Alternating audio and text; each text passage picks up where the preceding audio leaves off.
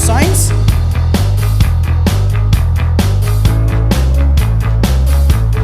Do you enjoy solving problems related to chemistry?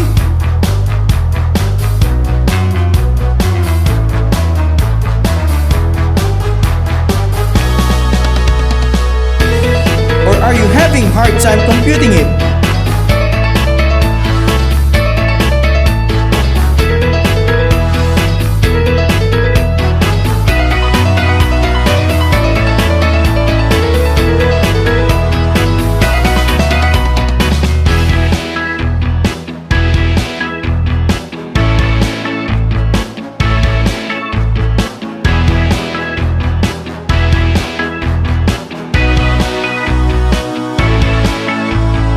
Well, this is the perfect solution for you to improve your knowledge in chemistry.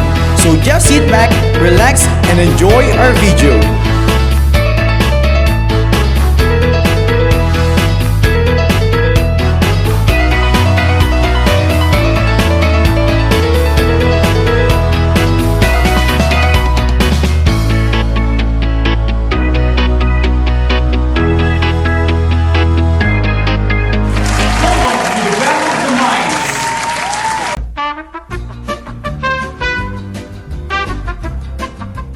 Where we can test your understanding regarding on chemistry. So here are the mechanics. But before that, please like and subscribe on our video if you want more content from us. Let's go back to the mechanics. There will be 3 questions that will be given, and each pair will be given a chance to answer the question. The first pair to answer the 2 questions correctly wins the game. Are you ready, guys? Yes! For our easy question, complete the statement. Blank is the building blocks of matter. What's the answer? Atom. You're right.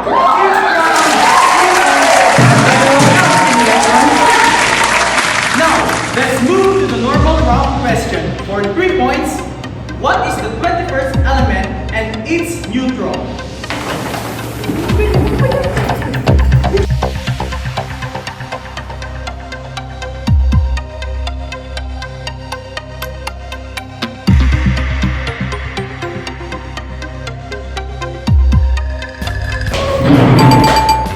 The element is cadmium and the neutron is 24.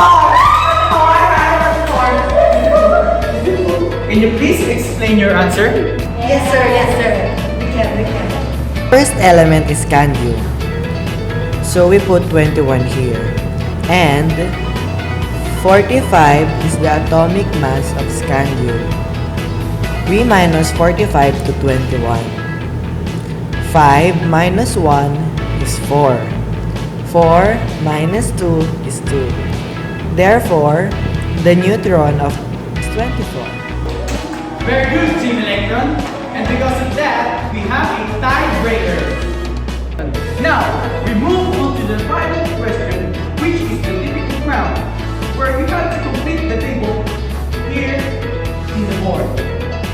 The first one who gets the correct table wins the game. Are you ready? Yes! Let's go!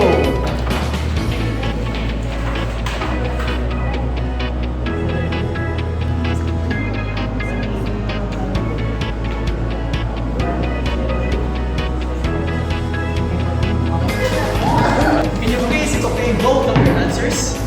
Yes, sir. Yes, sir. First, you need to find the atomic number of the gold, which is 79.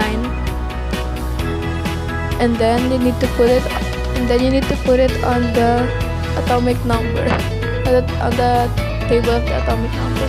And according to the study, electron and proton are the same with the atomic number for it to become stable. To find the neutron, write the atomic number and the atomic mass, then subtract, and the answer is 118, which is the neutron.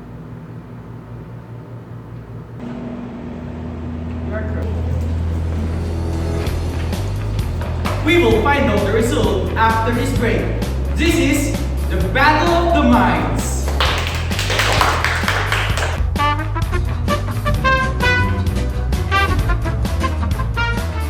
Well,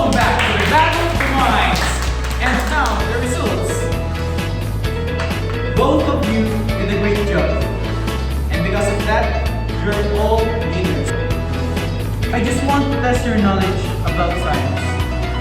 For that, I just want to congratulate all the winners. See you on the next episode of the Bye!